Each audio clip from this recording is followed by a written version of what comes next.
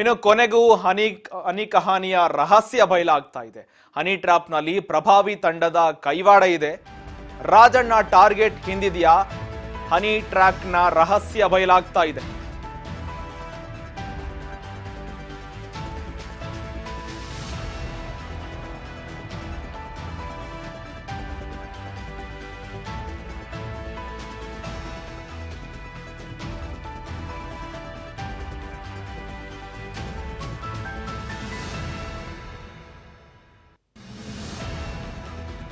ಇನ್ನು ಕಾಂಗ್ರೆಸ್ನಲ್ಲಿ ಆಂತರಿಕ ತಳಮಳ ಶುರುವಾಗಿದೆ. ಕೊನೆಗೂ ಹನಿ ರಹಸ್ಯ ಬಯಲಾಗ್ತಾ ಇದೆ. ಹನಿ ಟ್ರಾಪ್ನಲ್ಲಿ ಪ್ರಭಾವಿ ಸಚಿವನ ಕೈವಾಡವಿದೆ, ದೊಡ್ಡ ತಂಡವಿದೆ. ಬಯಲಾಗ್ತಾ ಇದೆ ರಹಸ್ಯ. ಕೊನೆಗೂ ಹನಿ ಕಹಾನಿಯ ರಹಸ್ಯ ಬಯಲಾಗ್ತಾ ಇದೆ. ರಾಜಣ್ಣ ಕೆಡ್ಡ ತೋಡೋದಕ್ಕೆ ಟಾರ್ಗೆಟ್ ಮಾಡಿದ್ದಾರಾ? ದೊಡ್ಡ ಗ್ಯಾಂಗ್ ಇದೆ. ರಾಜಣ್ಣ ಟಾರ್ಗೆಟ್ ಹಿಂದಿದೆಯಾ? ನಿರ್ದಿಷ್ಟ ಕಾರಣ. ರಾಜ್ಯ ಕಾಂಗ್ರೆಸ್ನಲ್ಲಿ ಶುರುವಾಗಿದೆ ಆಂತರಿಕ ಚರ್ಚೆ. ಹನಿ ಟ್ರ್ಯಾಪ್ ಹಿಂದಿರುವ ಯಾರು? ಅದರಿಂದ ಇದ್ದವರು ಯಾರು? ಆ ಮಹಾನಾಯಕ ಯಾರು? ಆತನ ಹಿಂದಿದೆಯಾ 40ಕ್ಕೂ ಹೆಚ್ಚು ಮಂದಿಯ ದೊಡ್ಡ ಪಡೆ? ರಾಜಣ್ಣನನ್ನೇ ಟಾರ್ಗೆಟ್ ಮಾಡಿದೆಯಾ ಆ ನಿರ್ದಿಷ್ಟ ತಂಡ? ನಿರ್ದಿಷ್ಟ ಕಾರಣಕ್ಕೆ ಈ ಹನಿ ಟ್ರ್ಯಾಪ್ ಹಿಂದೆ ಒಬ್ಬ ನಾಯಕನಿದ್ದಾನೆ. ಆತನ ಹಿಂದೆ 40 ಜನರ ದೊಡ್ಡ ಪಡೆ ಇದೆ.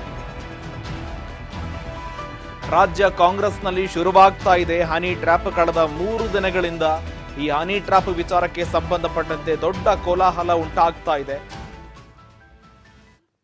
ಅದರಿಂದ 40ಕ್ಕೂ ಹೆಚ್ಚು ಮಂದಿಯ ದೊಡ್ಡ ಪಡೆ ಇದೆ. ಒಬ್ಬ ನಾಯಕನಿದ್ದಾನೆ. ಜೊತೆಗೆ KN ರಾಜಣ್ಣನನ್ನೇ ಟಾರ್ಗೆಟ್ ಮಾಡಿ ಷಡ್ಯಂತ್ರವನ್ನ ರೂಪಿಸಿದ್ದಾರೆ. ಇದೆಲ್ಲ ಕೂಡ ಬಯಲಾಗ್ತಾ ಇದೆ. ಇದರಿಂದ ಇರೋರು ಯಾರು? ಆ ಷಡ್ಯಂತ್ರ ರೂಪಿಸೋದಕ್ಕೆ ಕಾರಣ ಏನು? ಪ್ರಮುಖ ಕಾರಣವನ್ನಿಟ್ಟು ಈಗ ಹನಿ ಟ್ರ್ಯಾಪ್ ಹಿಂದಿದ್ದವರು ಯಾರು? ಜೊತೆಗೆ 40 ಜನರ ದೊಡ್ಡ ಪಡೆ ಇದೆ ಅಂತೆ ಕಾಂಗ್ರೆಸ್ ಸರ್ಕಾರದಲ್ಲಿ. ಜೊತೆಗೆ ರಾಜ್ಯ ಕರ್ನಾಟಕದಲ್ಲಿ ದೊಡ್ಡ ಮಟ್ಟಕ್ಕೆ ಕೋಲಾಹಲಕ್ಕೆ ಕಾರಣವಾಗ್ತಾ ಇದೆ. ಯತ್ನಾಳ್ ಅವರು ಸಹಕಾರ ಸಚಿವರು ರಾಜಣ್ಣ ಅವರು ಅಂತೇಳಿ ಪ್ರಸ್ತಾಪ ಮಾಡಿದ್ರಿಂದ ನಾನು ಒಂದು ತಪ್ಪು ಮಾಹಿತಿ ಹೊರಗಡೆ ಹೋಗಬಾರ್ದು ಅಂತಕ್ಕಂಥ ದೃಷ್ಟಿಯಿಂದ 2 ಮಾತುಗಳನ್ನ ಹೇಳಲಿಕ್ಕೆ ಬಯಸ್ತೇನೆ. ಸನ್ಮಾನ್ಯ ಸಭಾಧ್ಯಕ್ಷರೇ, ಈ ಕರ್ನಾಟಕ ರಾಜ್ಯ ಅಂತ ಹೇಳಿದ್ರೆ ಇದು ಒಂದು CD ಪೆನ್ ಡ್ರೈವ್ಗಳಿಗೆ ಒಂದು ಕಾರ್ಖಾನೆ ತರ ಅಂತಕ್ಕಂಥದ್ದು ಕೂಡ ಬಹಳ ಜನ ಹೇಳ್ತಾರೆ. ನಾನು ಹೇಳ್ತಾ ಇಲ್ಲ. ಇದರಲ್ಲಿ 2 ಫ್ಯಾಕ್ಟ್ರಿ, ನಿಮ್ದೊಂದಿದೆ ಇನ್ನೊಂದಿದೆಯಾ? ನಿಮ್ದು ಯಾವ್ದು ಅಂತ ಹೇಳಿದ್ರೆ ಇಲ್ಲಿ ಯಾವ್ದು ಅಂತ ಹೇಳ್ಬೋದು. ಅದೇನೇ ಇಲ್ಲ ಅಧ್ಯಕ್ಷರೇ, ಬಹಳ ಗುರುತರವಾದಂತಹ ಒಂದು ಆರೋಪ ಅಂತೇಳಿ ನಾನು ಕೂಡ ಅನ್ಕೊಳ್ತೇನೆ. ತುಮಕೂರಿನ 2 ಪ್ರಭಾವಿ ಸಚಿವರು ಹನಿ ಟ್ರ್ಯಾಪ್ ಅಲ್ಲಿ ಸಿಕ್ಕಾಕೊಂಡಿದ್ದಾರೆ, ಅದು ಹಾಗಾಯ್ತು ಹೀಗಾಯ್ತು ಅಂತ ಏನೇನೋ ಕಥೆಗಳು ಬರ್ತಾ ಇದ್ದಾವೆ. ತುಮಕೂರಿನಲ್ಲಿರೋರು ನಾನೊಬ್ಬ ಇದ್ದೀನಿ, ಡಾಕ್ಟರ್ ಪರಮೇಶ್ವರ್ ಅವರು ಕೂಡ ಇದ್ದಾರೆ. ನಮ್ಮಿಬ್ರೇ ಅಂತ ಅವರ ಉದ್ದೇಶ ಅಂತೇಳಿ ಅನ್ಕೊಳ್ತೀನಿ. ಈ CD ಮಾಡ್ತಕ್ಕಂಥದ್ದು, ಪೆನ್ ಡ್ರೈವ್ ಮಾಡ್ತಕ್ಕಂಥದ್ದು, ಇದ್ರ ಬಗ್ಗೆ ಸುಮಾರು ನಿಮ್ಗೆ ಹೇಳ್ತೀನಿ. ನನಗಿರೋ ಮಾಹಿತಿ ಅಂತ 48 ಜನಗಳಿದ್ದಾರೆ, ಒಬ್ರು ಇಬ್ರು ಇಲ್ಲ. ಅಂದ್ರೆ ಒಬ್ರು ಇಬ್ರು ಅಂತ ಹೇಳಿದ್ರೆ ಬರೀ ಇವರೇ ಅಂತಲ್ಲ, ಅವರು ಇದ್ದಾರೆ. ಆದ್ರೆ ಇವೆಲ್ಲ ಬಹಳಷ್ಟು ಜನ ನ್ಯಾಯಾಲಯಗಳಲ್ಲಿ ಇದನ್ನ ಬಹಿರಂಗ ಮಾಡಬಾರ್ದು ಅಂತಕ್ಕಂಥದ್ದಕ್ಕೆ ಸ್ಟೇ ತಗೊಂಡಿರ್ತಕ್ಕಂಥದ್ದು. ಅಲ್ಲೂ ಕೂತವ್ರೆ, ಇಲ್ಲೂ ಕೂತವ್ರೆ, ಆ ಪ್ರಶ್ನೆ ಬೇರೆ. ಇದರಲ್ಲಿ ಬರೀ ನಮ್ಮ ರಾಜ್ಯಕ್ಕೆ ಸೀಮಿತ ಆಗಿಲ್ಲ ಅಧ್ಯಕ್ಷರೇ, ಇದು ರಾಷ್ಟ್ರ ಮಟ್ಟದ ಎಲ್ಲಾ ಪಕ್ಷದಲ್ಲಿರ್ತಕ್ಕಂಥ ಮುಖಂಡಗಳು ಹನಿ ಟ್ರ್ಯಾಪ್ನ ಪೆನ್ ಡ್ರೈವ್ಗಳು ಕೂಡ ಇದಾವೆ. ಆ ಒಂದು ದೃಷ್ಟಿನಲ್ಲಿ ನನ್ನ ಮೇಲೆ ಆರೋಪ ಏನಿದೆ, ಅದಕ್ಕೋಸ್ಕರ ಈ ಆರೋಪಕ್ಕೆ ಇಲ್ಲಿ ಉತ್ತರ ಹೇಳಿದ್ರೆ ಅದಕ್ಕೆ ಸರಿ ಹೋಗೋದಿಲ್ಲ. ನಾನು ನಮ್ಮ ಗೃಹ ಮಂತ್ರಿಗಳಿಗೆ ಒತ್ತಾಯ ಮಾಡ್ತೇನೆ. ನಾನು ಒಂದು ಲಿಖಿತ ಕಂಪ್ಲೇಂಟ್ ಅನ್ನು ಕೊಡ್ತೀನಿ. ಆ ಕಂಪ್ಲೇಂಟ್ ಆಧರಿಸಿ ಅವರು ತನಿಖೆ ಮಾಡಿಸ್ಬೇಕು. ಇದರಲ್ಲಿ ಯಾರೆಲ್ಲ ಪ್ರೊಡ್ಯೂಸರ್ಸ್ ಇದ್ದಾರೆ, ಡೈರೆಕ್ಟರ್ಸ್ ಯಾರ್ಯಾರಿದ್ದಾರೆ, ಇವೆಲ್ಲವೂ ಕೂಡ ಹೊರಗಡೆ ಬರಲಿ, ಜನಗಳಿಗೆ ಗೊತ್ತಾಗಲಿ. ಆಕ್ಟರ್ಸ್ಗಳು ಯಾರ್ಯಾರು, ಇವೆಲ್ಲ ಗೊತ್ತಾದ್ರೆ ಆಚೆ ಕಡೆನೂ ಸ್ವಾಗತಿಸ್ತಾರೆ. ನಿಮ್ಮಲ್ಲಿ 48 ಜನರದು ಪೆನ್ ಡ್ರೈವ್ಗಳು ಇದಾವೆ. ಇಲ್ಲಿಯವರು ಇದ್ದಾರೆ, ಅಲ್ಲಿಯವರು ಇದ್ದಾರೆ. ರಾಜ್ಯ ಮಟ್ಟದಲ್ಲ, ರಾಷ್ಟ್ರ ಮಟ್ಟದಲ್ಲಿ ಇರ್ತಕ್ಕಂಥ ಎಲ್ಲ ಪಕ್ಷದ ಮುಖಂಡರು ಕೂಡ ಇದಾವೆ. ನೋಡ್ತಾ ಇರ್ಬೋದು KN ರಾಜಣ್ಣ ಅವರು ಹೇಳಿಕೆ ಕೊಡ್ತಾ ಇದ್ದಾರೆ ಹನಿ ಟ್ರ್ಯಾಪ್ ವಿಚಾರಕ್ಕೆ ಸಂಬಂಧಪಟ್ಟಂತೆ. ನಮ್ಮ ಪಕ್ಷದಲ್ಲಿ ಮಾತ್ರ ಅಲ್ಲ, ವಿರೋಧ ಪಕ್ಷದ ಬಿಜೆಪಿಯಲ್ಲೂ ಕೂಡ ಇದ್ದಾರೆ, JDS ನಲ್ಲೂ ಇದ್ದಾರೆ. ಇದು ಇಷ್ಟಕ್ಕೆ ಮಾತ್ರ ಅಲ್ಲ, ದೊಡ್ಡ ಮಟ್ಟದ ಜೊತೆಗೆ ಕೇಂದ್ರದ ಮಟ್ಟದಲ್ಲೂ ಕೂಡ ಎಲ್ಲ ರಾಜಕಾರಣದ ಕೂಡ ಇದರಲ್ಲಿ ಭಾಗಿಯಾಗಿದ್ದಾರೆ. ಸುಮಾರು 48 ಪೆಂಡ್ರೈವ್ ಜೊತೆಗೆ ಸಿಡಿಗಳು ಕೂಡ ಇದಾವೆ ಅಂತ ಕೂಡ ಹೇಳಿಕೆ ಕೊಡ್ತಾ ಇದ್ದಾರೆ. ದೊಡ್ಡ ಮಟ್ಟದ ಆರೋಪ ಇದೆ. ಇದರ ಹಿಂದೆ ಯಾರ್ಯಾರಿದ್ದಾರೆ, ಪ್ರೊಡ್ಯೂಸರ್ ಯಾರ್ಯಾರಿದ್ದಾರೆ, ಜೊತೆಗೆ ನಿರ್ದೇಶಕರು ಯಾರ್ಯಾರಿದ್ದಾರೆ, ಎಲ್ಲವನ್ನ ಹೊರಗೆ ಬರಬೇಕು, ತನಿಖೆಗೆ ಕೂಡ ಒಪ್ಪಿಸಬೇಕಂತ ಕೂಡ KN ರಾಜಣ್ಣ ಹೇಳಿಕೆ ಕೊಟ್ಟಿದ್ದಾರೆ.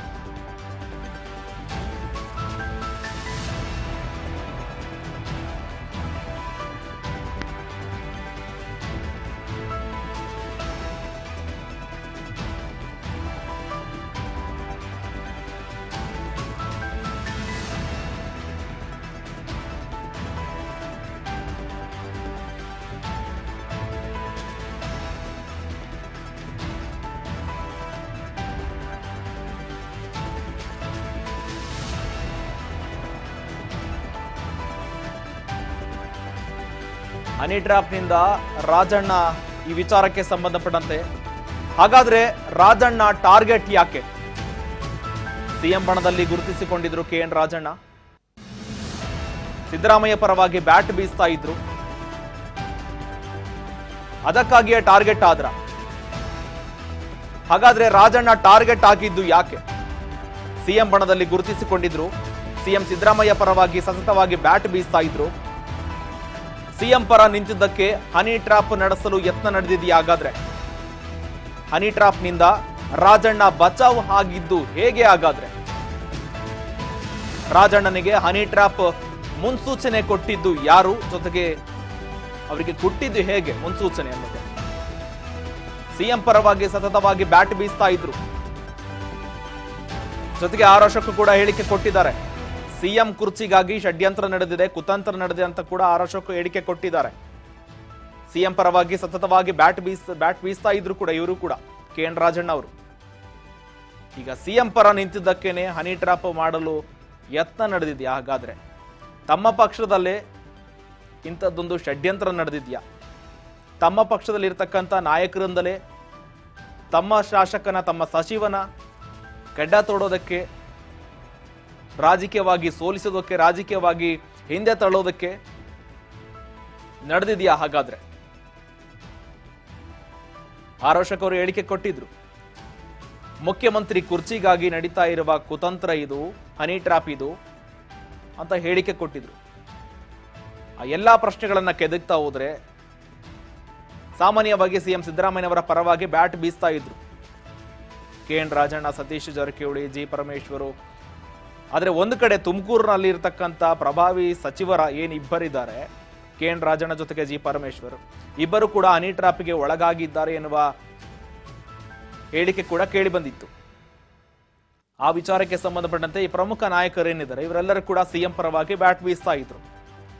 ಈಗ ಸಿಎಂ ಬಣದಲ್ಲಿ ಗುರುತಿಸಿಕೊಂಡಿದ್ದಕ್ಕೆ ರಾಜಣ್ಣನಿಗೆ ಹನಿ ಟ್ರ್ಯಾಪ್ ಮಾಡಲು ಮುಂದಾದ್ರ? ಹಾಗಾದ್ರೆ ಯಾರು ಮುಂದಾದ್ರು? ಅವರೇ ಹೇಳಿಕೆ ಕೊಟ್ಟಿದ್ದಾರೆ, 40ಕ್ಕೂ ಹೆಚ್ಚು ಮಂದಿಯ ದೊಡ್ಡ ಪಡೆ ಇದೆ ಅಂತ ಕೂಡ. ಇದರಿಂದ ಯಾರ್ಯಾರಿದ್ದಾರೆ? ಸುಮಾರು 48 ಜನರ ಪೆಂಡ್ರೈವ್ ಜೊತೆಗೆ ಸಿಡಿಗಳಿದ್ದಾವೆ. ಕೇಂದ್ರದಲ್ಲಿ ಇರತಕ್ಕಂಥ, ರಾಜ್ಯದಲ್ಲಿ ಇರತಕ್ಕಂಥ ಎಲ್ಲ ವಿರೋಧ ಪಕ್ಷ ಆಗಿರ್ಬೋದು, ಬಿಜೆಪಿ ಆಗಿರ್ಬೋದು, ಜೊತೆಗೆ ತಮ್ಮ ಕಾಂಗ್ರೆಸ್ ಸರ್ಕಾರದಲ್ಲಿ ಇರತಕ್ಕಂಥ ಪ್ರಮುಖರು ಕೂಡ ಆ ಸಿಡಿಯಲ್ಲಿ ಇದ್ದಾರೆ ಅಂತ ಕೂಡ ಹೇಳಿಕೆ ಕೊಟ್ಟಿದ್ದಾರೆ.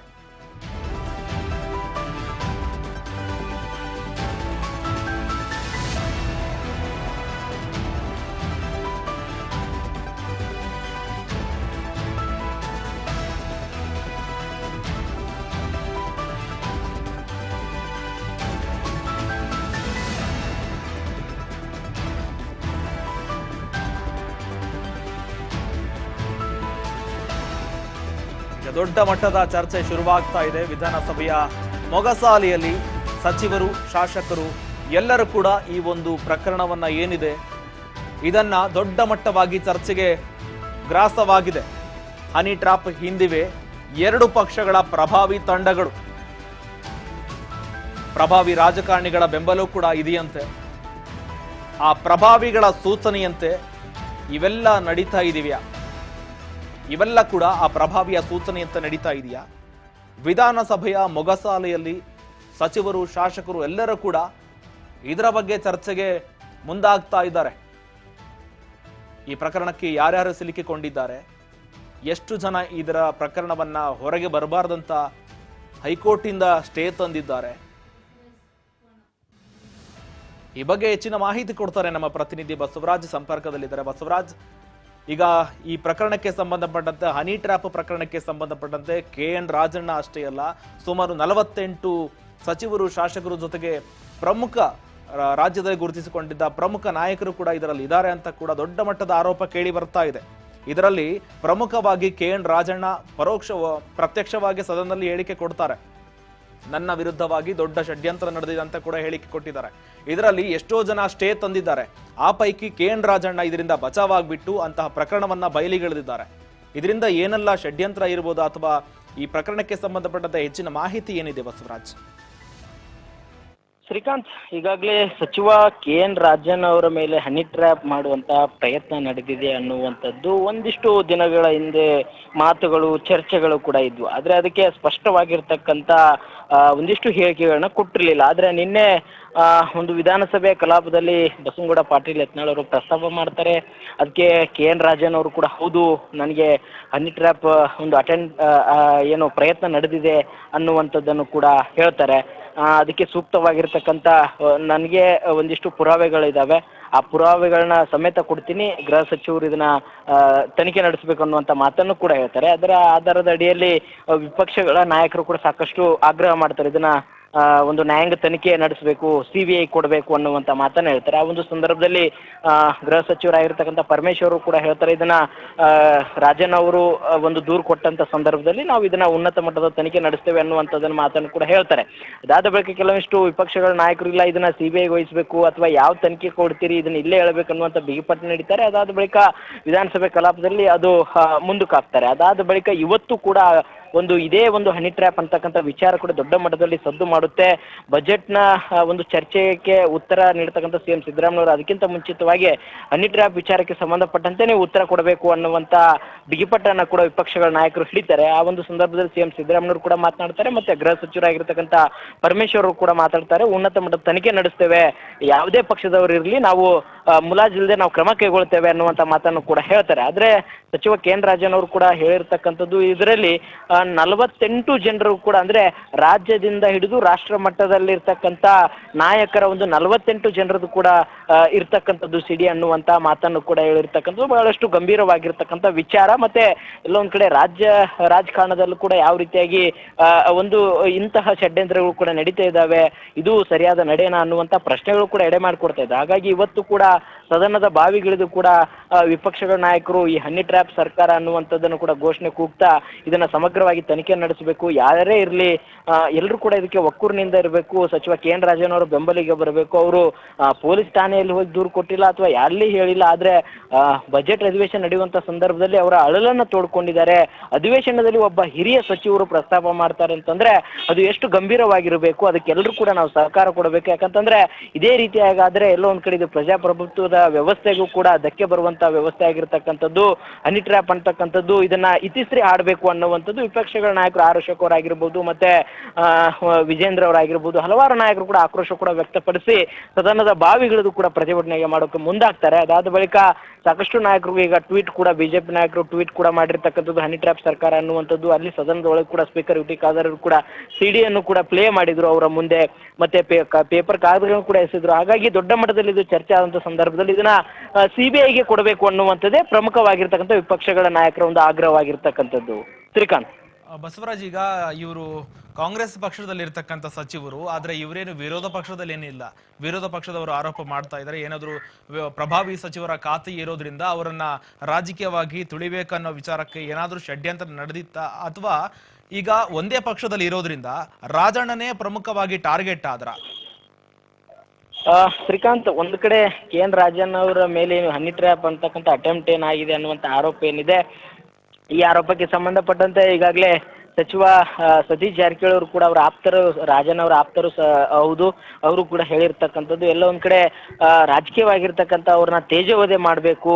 ಅವ್ರು ಏನು ಇತ್ತೀಚೆಗೆ ಕೆಲವೊಂದಿಷ್ಟು ಹೇಳಿಕೆಗಳನ್ನ ಕೊಡ್ತಾ ಇದ್ರು, ಅಥವಾ ಇತ್ತೀಚೆಗೆ ಅವರು ಕೂಡ ಸಾಕಷ್ಟು ಒಂದ್ ಕಡೆ ಸದಾ ಸುದ್ದಿಯಲ್ಲಿರ್ತಕ್ಕಂಥ ಸಚಿವರು, ಹಿರಿಯ ಸಚಿವರು. ಹಾಗಾಗಿ ಅವ್ರನ್ನ ಟಾರ್ಗೆಟ್ ಮಾಡಲಾಗ್ತಾ ಇದೆ. ರಾಜಕೀಯವಾಗಿರ್ತಕ್ಕಂಥ ಮುಗಿಸ್ಬೇಕು ಅನ್ನುವಂಥ ನಿಟ್ಟಿನಲ್ಲೇ ಒಂದು ವಿಕೆಟ್ ಪತನಗೊಳಿಸಬೇಕು ಅನ್ನುವಂಥ ನಿಟ್ಟಿನಲ್ಲೇ ಈ ರೀತಿಯಾಗಿರ್ತಕ್ಕಂಥ ಷಡ್ಯಂತ್ರನ ಮಾಡ್ತಾ ಇದ್ದಾರೆ. ಇದರಿಂದ ದೊಡ್ಡ ದೊಡ್ಡ ಒಂದು ವ್ಯಕ್ತಿನೇ ಇದ್ದಾರೆ ಅನ್ನುವಂತಹ ಒಂದಿಷ್ಟು ಆರೋಪಗಳನ್ನು ಕೂಡ ಸಚಿವ ಸತೀಶ್ ಜಾರಕಿಹೊಳಿ ಅವರು ಕೂಡ ಮಾಡಿರ್ತಕ್ಕಂಥದ್ದು. ಹಾಗಾಗಿ ನಾವು ಯಾರ ಹೆಸರನ್ನು ಕೂಡ ಹೇಳೋಕ್ಕಾಗಲ್ಲ. ಆದರೆ ಇದು ಸಮಗ್ರವಾಗಿ ತನಿಖೆ ಮಾಡಬೇಕು. ನಾವು ಯಾರ ಮೇಲೆ ಕೂಡ ಆರೋಪ ಕೂಡ ಮಾಡೋಕ್ಕಾಗಲ್ಲ. ಆದರೆ ಇದು ಆಗಿದ್ದು ಮಾತ್ರ ನಿಜ, ಅಟೆಂಪ್ಟ್ ಕೂಡ ಆಗಿರ್ತಕ್ಕಂಥದ್ದು. ಹಾಗಾಗಿ ಇದಕ್ಕೆ ಸಮಗ್ರವಾಗಿರ್ತಕ್ಕಂಥ ತನಿಖೆ ಆದ್ರ ಬಳಿಕ ಇದರ ಹಿಂದೆ ಯಾವೆಲ್ಲ ನಾಯಕರಿದ್ದಾರೆ, ಯಾರು ಮಾಡಿಸಿದ್ದಾರೆ ಇದಕ್ಕೆ ಮೂಲ ಕಾರಣ ಯಾರು, ಅವ್ರು ಮಾಡಿರ್ತಕ್ಕಂಥ ಉದ್ದೇಶ ಏನು, ಇವೆಲ್ಲವನ್ನು ಕೂಡ ಒಂದಿಷ್ಟು ತನಿಖೆ ಆದಮೇಲೆ ಗೊತ್ತಾಗಬೇಕಾಗಿದೆ ಅನ್ನುವಂಥದ್ದು ಕೂಡ ಹೇಳ್ತಾ ಇದ್ದಾರೆ. ಆದರೆ ಒಂದು ಕಡೆ ಕಾಂಗ್ರೆಸ್ ಪಕ್ಷದ ವಲಯದಲ್ಲಿ ದೊಡ್ಡ ಮಟ್ಟದಲ್ಲಿ ಚರ್ಚೆ ಆಗ್ತಾ ಇದೆ. ಕೆಲವೊಂದಿಷ್ಟು ನಾಯಕರು ಒಂದಿಷ್ಟು ನಾಯಕರ ಮೇಲೆ ಒಂದಿಷ್ಟು ಪರೋಕ್ಷವಾಗಿ ಕೂಡ ಆರೋಪಗಳನ್ನ ಮಾಡ್ತಾ ಇದ್ದಾರೆ.